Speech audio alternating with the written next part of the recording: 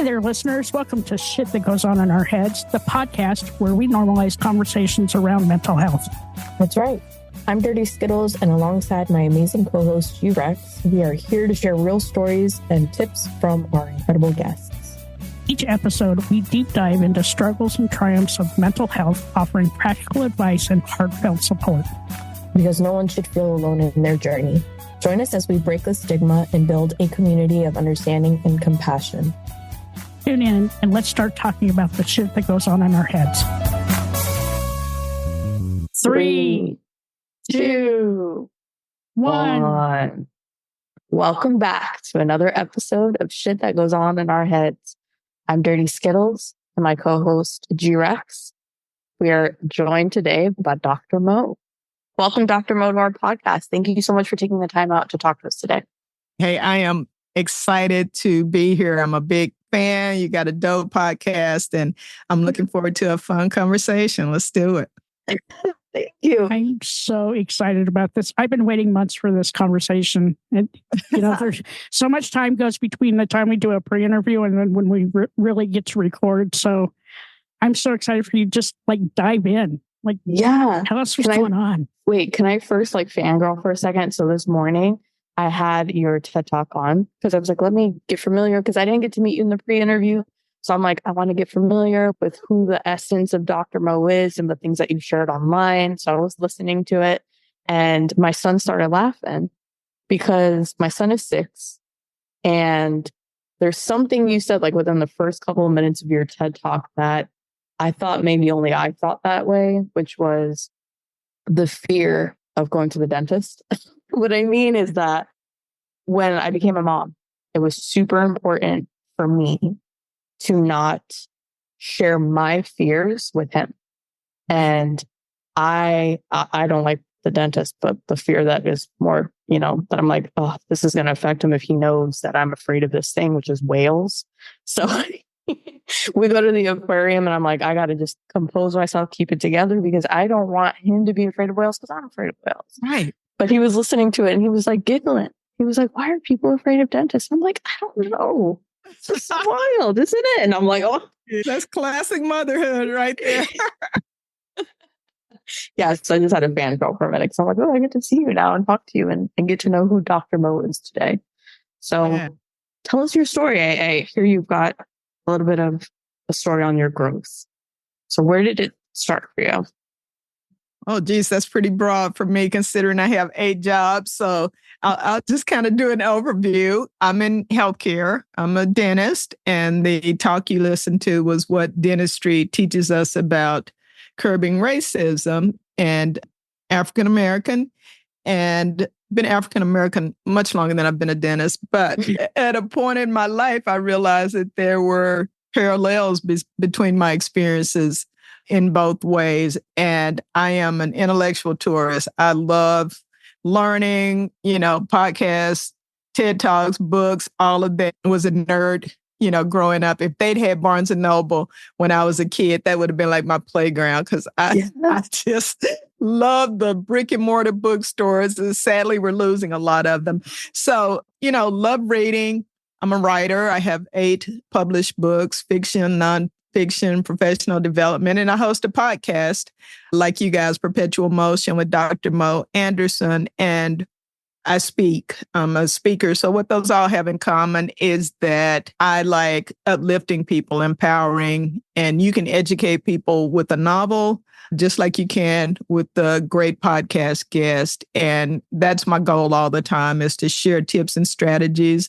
And honestly, a lot of it is for myself because, a podcast is like a masterclass in ideas, just ongoing. And as I research and ask questions, as I appear on podcasts like this, it makes me think. It makes me think about things. It helps me with new ideas and theories. And I'm in my element when I'm around people with curious minds. And it doesn't have to be something philosophical or deep, just like what you just shared about your son, that question and the things that they understand. I just love it. So I don't know if you want to ask me anything about any of those. I don't want to go on and on about, my stuff, but that's in essence, those are the wheels that I operate in. So I say my wheels house instead of my wheel because I got a lot of irons in the fire. But I'm not happy just sitting around. I like doing stuff and interacting with people. Yeah. I have a question. Growing up, were you always interested in learning and exploring topics? You know what? Yes, I was. And my mom was teasing me the other day about the fact that I asked for a chemistry set every Christmas. I wanted another chemistry set, not Barbie, not a dollhouse, but I just loved test tubes and things like that, or books. And that's pretty much what I'm doing now. I'm that same girl. But, I think my friends would say also that I got a wicked sense of humor and I'm a great dancer. I'm not going to demonstrate right now because of my knee. I was with some friends in my den last night trying to learn this to me a line dance that everybody is doing now. I'm about 8 months late on it, but I like stuff like that, fishing and hanging out. So I like to think I'm left brain, right brain, essentially nerdy at the core, but not so much so that I can't do stuff like this and have a good time and hang out for happy hour after hour. So, you know what? I've been so good though. Like since I had my breakdown, I really curbed my drinking, and I had stopped drinking at the end of January, and I just had a drink the other day, and I couldn't even finish it. I've been now into these lovely THC seltzers because they're amazing, and I only need one. It's 5 milligrams, and it just carries me through the day, and it really cuts my nerves because sometimes when I'm recording, believe it or not, I get a little nervous. So what this does is it just keeps me even. I still have my humor, but I'm not like super red in the neck, and I'm not being all jittery because I also think I have a little bit of adult onset ADHD. So, it happens when you turn 60, okay? Shit goes on in your head and you're not quite sure what to do with it. I feel like that's happening to me now, but like every night, I'm thinking of all kinds of stuff. 40, the new 60. Great. So your parents fostered that, essentially, that mindset that you had as a young kid. They would get you the chemistry sets and let you explore the books. I love that.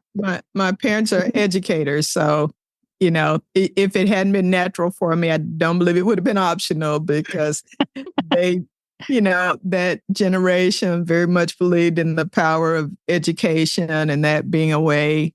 And I grew up middle class. I wasn't necessarily trying to get a way out or escape anything, but they felt like, the 9 to 5 and some sort of paper with it was a way to have financial independence. So they were big on education, but they didn't really have to push me because I just naturally love learning. Yeah.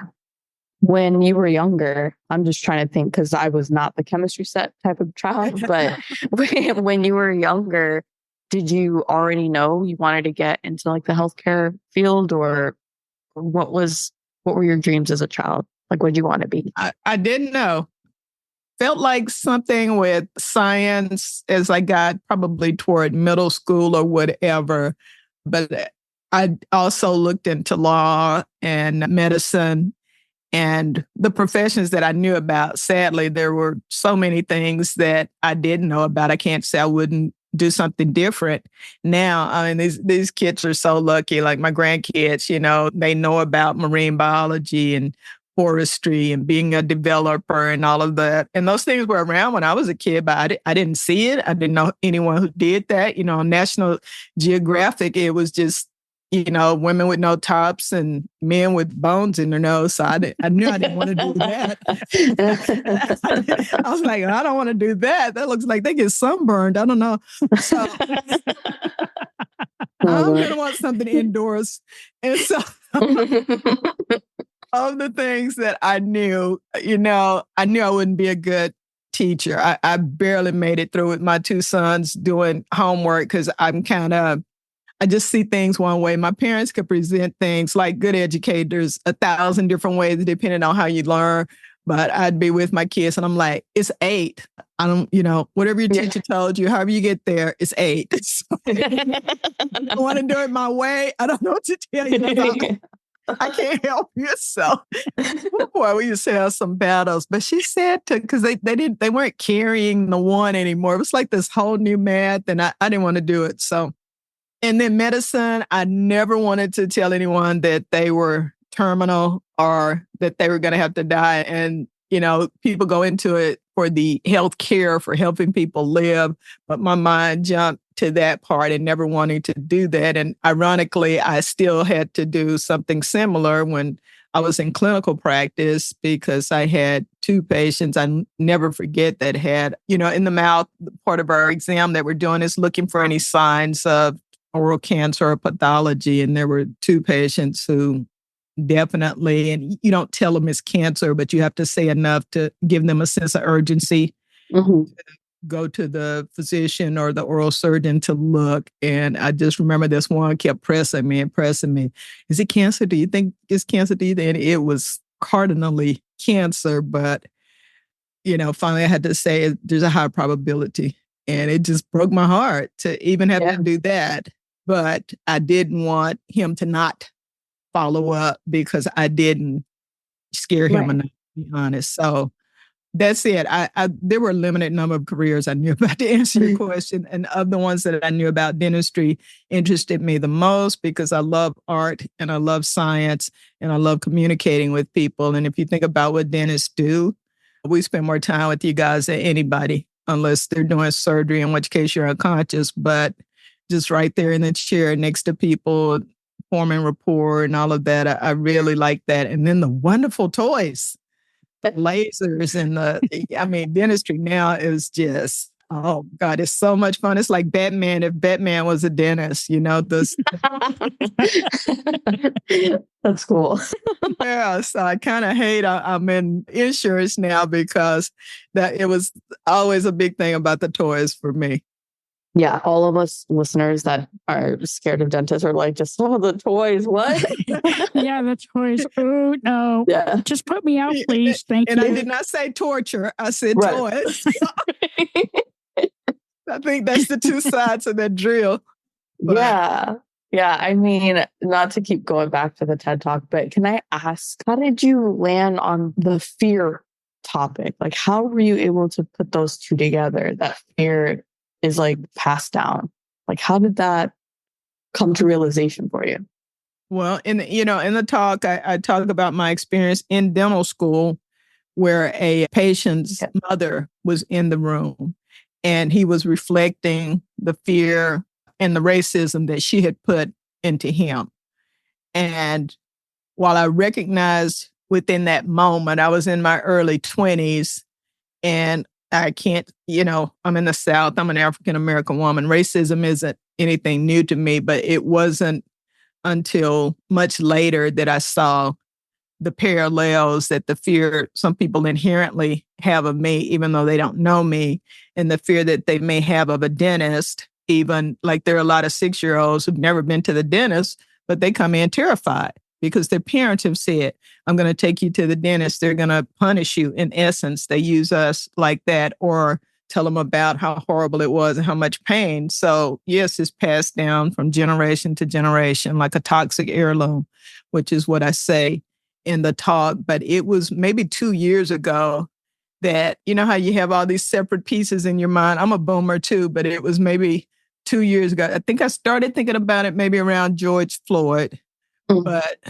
And just little pieces of it were floating around. And then one day it just came together for me because I do talk about equity and racism and things like that, but I'd never put anything together quite like I did in that TEDx talk. And I had some great help, some coaches, but I did write it and they just helped me make it better and help with the delivery. And I think we've all got a story in us. We've all got a talk in us, putting together different experiences. Even between the 2 of you, you could share some of the things that have happened to you and how they impacted you. And that's all the talks are, is just a big idea of how we can make things better. And you guys are doing that all the time.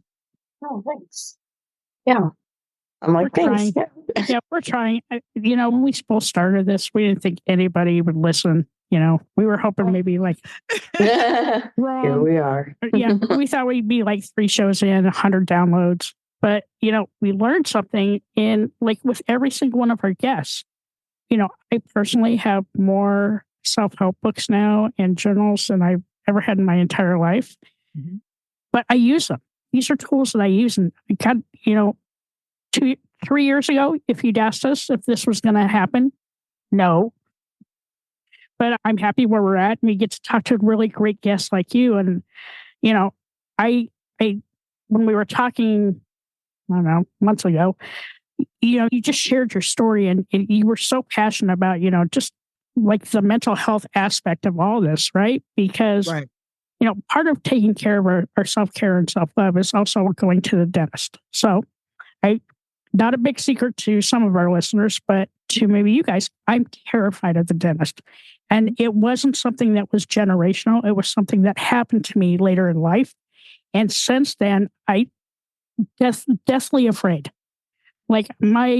So when I broke my nose in New York City, I had also ended up cracking 2 teeth. So they had to go and take those teeth out. My blood pressure just totally sank. I was so nervous. Mm-hmm. But then when I was coming home, I just started to try and do some breathing exercises just to relax myself because I was so overwhelmed by the experience. But I know that if I'd had a dentist like you, I would have been way more comfortable because bedside manner is everything, right? Yes, absolutely. If you're going to be a dick to me, you're just going to make the worst experience of my life 10 times worse. But I think the demeanor and maybe in dentistry or any medical field, if we talked a little bit more about the mental health aspect of this, because for me, it's a terrifying experience. Mm-hmm. But, maybe when you have to have a mental health, a tooth removed or something, maybe give patients an idea of things they can do to kind of calm themselves down before that happens, like some breathing exercises or things like that. Is that something that you guys do in your practice or you've done in the past? Yeah, I'm in insurance now and benefits administration, but there are some providers who do acupuncture and things like that to help with biofeedback for really terrified patients. Usually they opt for sedation. Nitrous is a very safe form of conscious sedation that reverses pretty quickly. Some people, depending on if they're getting a whole lot of work, they go general anesthesia, but we want to avoid that if it's not absolutely necessary because there's always a risk, when you have anesthesia and when you have surgery. But I'm going to say the biggest thing to avoid having that as an adult, and you and I have different experiences with dentists because I'm 61 and I remember being in the dental chair and smoke coming out of my mouth and all of these noises and stuff. So it wasn't the most amazing experience for me. But the good thing my parents did is that they took me early. That's where we're messing up with a lot of the kids. Because if I see you at 6, 7, 8, 10, 20, and you've got a mouthful of cavities, you've got infection, you've got gum disease, it's going to be uncomfortable to straighten that out. Now, getting you through that process and doing the best we can to alleviate the discomfort with a good, education and bedside manner helps with the attitude and the mindset. But once you've had a bad experience, it's really hard for us to overcome it. But it's so often, what I saw so often was parents or the individual just waited too late. When they had that sensitivity to sugar, they didn't come in. When they had the sensitivity to cold, they didn't come in. When it was cold and hot, they didn't come in. And then invariably on the 4th of July or Christmas or whatever we can count on, that's when that face is going to blow up or a piece comes off and then they're, blowing up our phones. And it's really prevention. What, I also talk about a lot is the more afraid you are is counterintuitive, but the more you need to be in, the more you need to go so that things are caught really early and solved really simply. Waiting is the worst thing in the world, but it if you don't want to go, you just I'm not going to go until till I just have to. But that is exactly the opposite for anything, really. For medical problems, for your car, the yellow light means something. We're not going to wait till the car breaks down. But we don't do that with our oral health, and it affects our entire bodies. People have literally died from a bad toothache because they let it go too long. For my son, I remember his very first dentist appointment. I don't remember how old he was. He was pretty young. It was basically kind of when he started getting teeth. I feel his pediatrician's like, hey, you should go for the first checkup. And I remember still to this day, his very first visit, he was sitting on my lap because he wasn't comfortable to be in the chair alone. And I just remember, I got to get my emotions together. I want him to have fun in this experience. We even sought out a dentist that had a service animal for like first visits. Like I was like, I've got to try to make this as happy for him as it could be. And he still was having this anxiety because it's new and it's different. There's these machines and So I remember my husband and I having a conversation, and I was like, well, maybe if he goes and sees us at the dentist, it'll be fine. And that was when it clicked. He had the same dentist. They let us lay in the chair and they were like doing the checkup on us, and he could watch. And then, now it's your turn. And then the service animal came and I just remember thinking like, okay, we're good now. And now we're in Georgia. He has his dentist. He walks in there like he owns the place. He don't care. And he'll lay down and do whatever they ask. And that's the greatest thing for us to see as well. A little less apprehension each time. Keeping those visits, positive reinforcement. You're doing a great job. No cavities. So, yeah. And I think it goes back to that thought of like trying to make sure that, you yourself are taken care of and you're in check and you're not relaying that down to the next generation and passing that fear on. Right. This is terrible, but my nose is really running. Give me 1 second. You guys yeah. No, you're fine. No worries. These are bad. Right back. I like this backdrop. I want this wall. You need to get your husband to fix it. Okay. Which one? Your husband needs to fix your wall in your in the office basement. Downstairs. Yes, because I don't like the bear. You need to go. That's his space, though. You can do whatever you want on there. Whatever. We put up a wall. We're admiring your backdrop. you just put in a movable wall, so you move in the wood frame, that's true. and then you can move it back out. And you could do that in a workday. This is no way. Depending on what I want my background to look like. Yeah, nice. But it really has a nice rich color. I got it on Amazon. It's on a little frame. I've got a Christmas. I want something like this in our I know. Behind you. I like that's dope. I know. We need to share that background.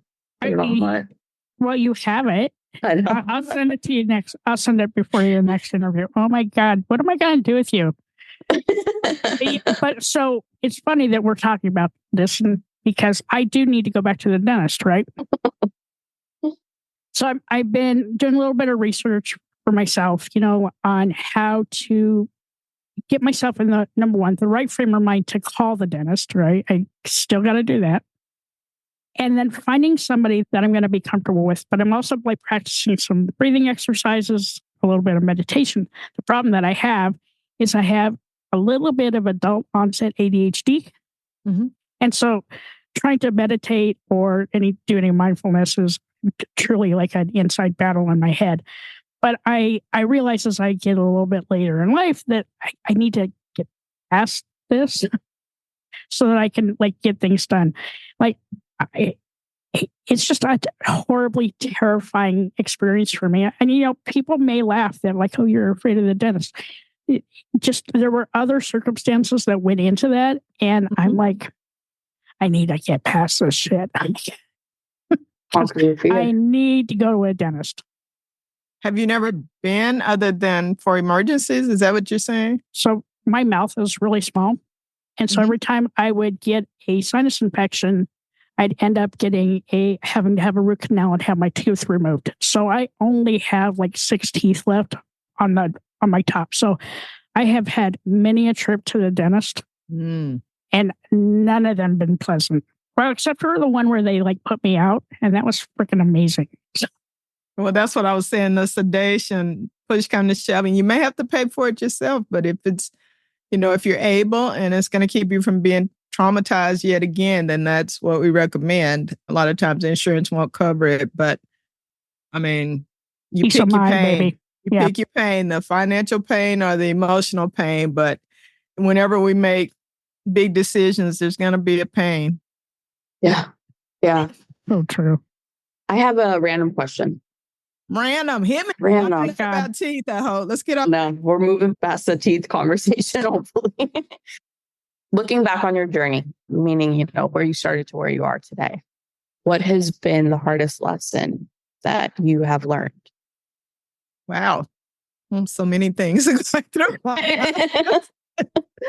There have been a lot of hard lessons, but the big one for me at this point, where I'm relentlessly pursuing personal growth, is I'm going to have to say two. One is to have difficult conversations as soon as possible after whatever occurs. Because historically, you know, I would either scream or get real quiet, you know, emotionally withdraw.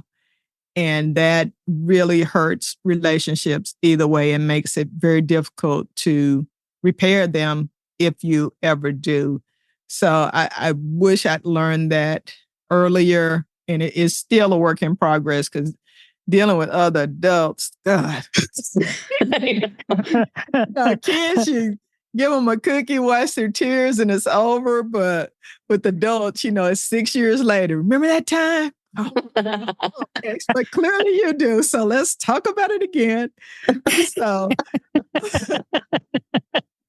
that is one of them, just communication, whether it's for anger management or how we're going to delegate work or whatever, just to go ahead and have those conversations. And I always admired those people. You know, we all had that friend when we were younger that was like, guys, come on, let's talk about it. And they're dragging you together. And, you know, some people just have a gift for mediation, and it doesn't bother them that people are mad or that feelings are hurt. They just, you know, let's talk about it. Let's get through it. And I just think that's awesome. I am getting there.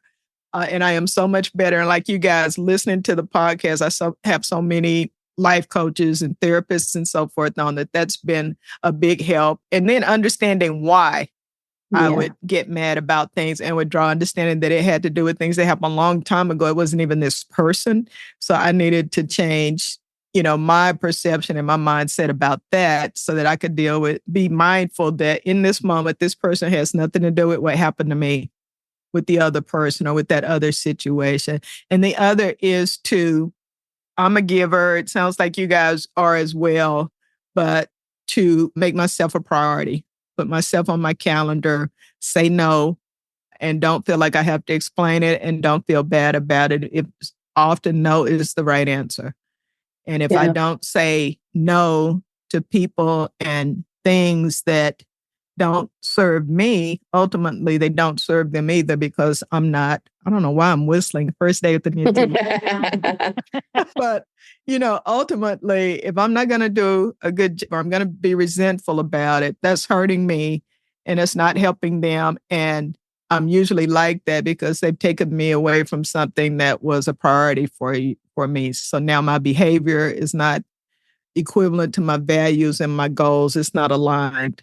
So I am learning to say no based on my goals in life and not based on how loudly you ask me or how you're crying or how you're blackmailing me with something that's emotional blackmail. Emotional blackmail, but my no is no. And however you want to process that, you do that. But that has just freed me for my time, for my self-care, for me to work on my own projects. And it's not, I give a lot, but it was too much. I was giving out and then being resentful because acting like somebody made me do something and they didn't.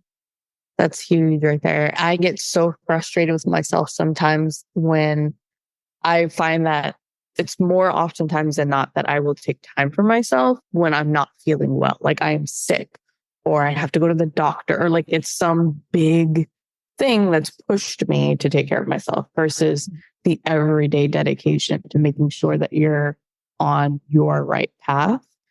So that resonates very much with me, hearing you say those things. And as I was listening to you talk before you even touched on it, I was again reflecting on myself. I know that if I keep my thoughts and my feelings inside and I don't approach the person or whatever and discuss it, be that mediator, that I will develop resentment. And one thing I know about myself through therapy is once I develop resentment, it's real hard to get out of there. It's really hard to get back into a healthy spot. Right. Right. Yeah. It's dangerous, It really is. And a lot of times I would do that, and the other person, they didn't know what I was mad. They didn't know I was mad, didn't know what I was mad about. So it was, people can't read your mind either. So that's fruitless. What is the point of all of that when they're going on with their lives while you're sitting up journaling about what a terrible person they are? They're out tubing down the river, living their best life. Life be lifing. Yeah. Man, you answered you answered the questions I was going to ask. So I was going to ask, what you do for self-love and self-care, and you already answered that. So, man, you stole my thunder. I need to come up with a new question now. More water, better nutrition. Yeah, my nutritionist has me putting this green stuff in my water. It is awful. I think she's mowing her grass and chopping this stuff up, putting it in a bag. It's so She's marketing it. Daily greens. Grass. Yeah. Yeah, and exercising, and I love to read. That's the other thing, is that I had given up some of my passions because I really do have multiple. I have a main job and multiple side jobs, but I'm just putting myself on my calendar. We're going to do a little art today. We're going to read here, little things that in the past I wouldn't have put on my calendar, but something else will take up that space if I don't put me there. Yeah. And I shouldn't get the remains of my day. I'm more important than that. So true. That's you so need to write that nugget down, Dirty Skittles. I don't know if everybody thinks that way or it has that voice in the back of their mind telling them that. Mm-hmm. But I know that it's putting that into action, right? Like dedicating myself to myself. Like I'm going to do this for me and not wait till, some medical emergency to put myself first then, Yeah. One day you're going to get a bunch of calendar invites for me. It'll be, I need to read. I need to go outside. It won't work. I'll ignore them. They go straight to junk. I got to do it for myself. Okay. Another one of my favorite questions to ask, just because I'm a curious person.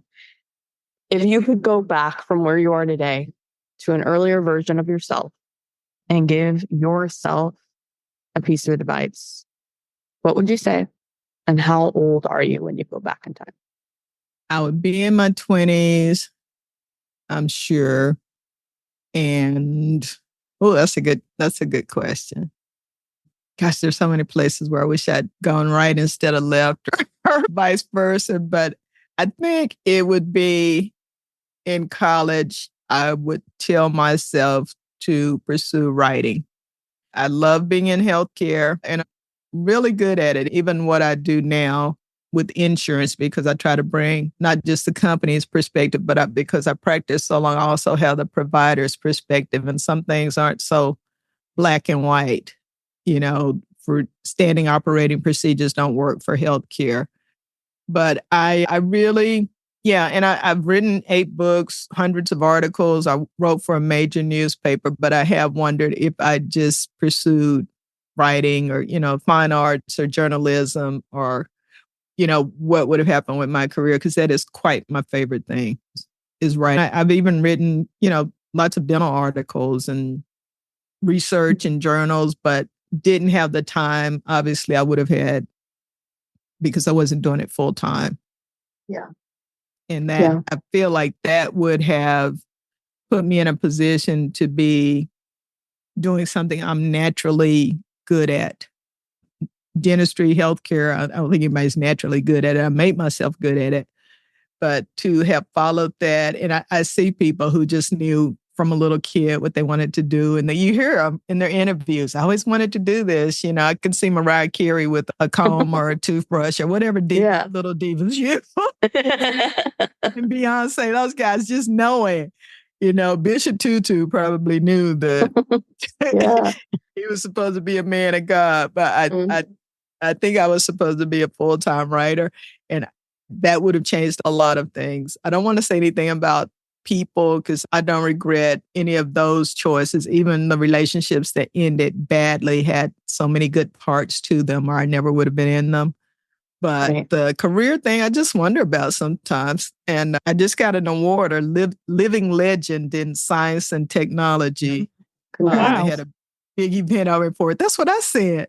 And when I was under 40, I got a ton of awards. They have so many awards for you guys under 40, you know, outstanding this and that under 40. So I got a ton of those. But I tell you what, you get between 40 and 60, they're like, well, you should be doing well. You giving you an award?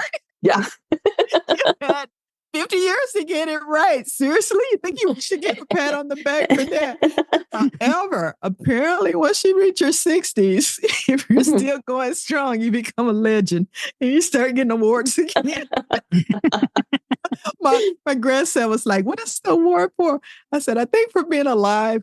I love that. I love that. That's funny. Congrats on figuring it out early. You get an award. You figured it out. Good job. Nothing for you. You're still alive. Congrats. Oh, look at you. Yeah. There you go. Legend. High five. High five. I told my family I would no longer be Mo or Mimo anymore, which is my grandma name. I tried to do it in my Bridgerton voice. Gentle readers. Forward and for all time, I shall be referred to as #legend. Yes. Yes, that's so good. So good. Netflix, where you at? Let it be written, so let it be done. Yes. That is wonderful. That is wonderful. I love that. I love that. Oh, this is such a great conversation. You're just so amazing. Thank you. Thank you. Yes. Yes. Thank you so much. I appreciate you taking the time to chat with us and entertaining us with our random dentist questions. That seems like G-Rex needs to get more on preventative care is what we've learned. Not the emergency care. We got it. No, but seriously, I think this is like food for the soul, just to talk to somebody who's as successful as you are and where you are in your life and hearing those things that I think G-Rex and I can still relate to on like prioritizing ourselves and making what we love a priority and not just an afterthought. I'm going to put myself on my calendar is what I'm going to do. Go for it, man. My time, because I'm like Dr. Mo, like if I don't put it on my calendar, it doesn't get done. All right. Somebody else takes that time. But the other thing I wanted to know is how can people find you? Like if they're interested in your TEDx talks or your podcast, how do they find you? I'm on all the socials and it's at Dr. Mo Anderson, DRMOE. Put the E in there because there's another Dr. Mo that's MO, drmoanderson.com or on the socials at Dr. Mo Anderson, TikTok, Instagram, X, Twitter, whatever we're calling it now. And of course, for my professional stuff, did I say Instagram and whatever else they put me on? So, but the easiest way is just to go to my website and you'll see links to the TEDx talk, what dentistry teaches us about curbing racism. And it's really about unconscious bias, you know, xenophobia, sexism, racism, all of those biases that are hindering us. So, and I'm a speaker coach as well, if I can throw that out. So if people got a pitch presentation or they're getting ready to make a TEDx talk or TED talk, I can work with them and help them. I really love doing that as well. You guys have been great and congratulations on the success of your podcast. I mean, I swear I steal stuff from all the time. I look at your newsletter and all of that. And It's all good. Amazing. And it's hard. People have no idea how hard this is. They, you know, the show notes and the graphics and the newsletter and the editing, the audio engineering. It's so much. I'm telling y'all, these ladies are amazing. what they do and how well they do it. And your audience, I know they just love you as much as I do. Thank you so much. Thank you Thank you. so much. Oh, I that was appreciate it. what a great call. Thank you so much. Yeah. Thank you. And go have fun with your grandbabies. I'm so go excited. play. Yeah, we're going to have a good time today. Yay. Thanks for having me. You're Thank you. welcome. Have a good rest of your weekend. Bye-bye. All right. Bye. Hi, all. Thank you so much for listening to this episode. I'm G-Rex. And I'm Dirty Skittles. Don't forget to subscribe, rate, and review this podcast. We'd love to listen to your feedback. We can't do this without you guys. It's okay to be not okay. Just make sure you're talking to someone.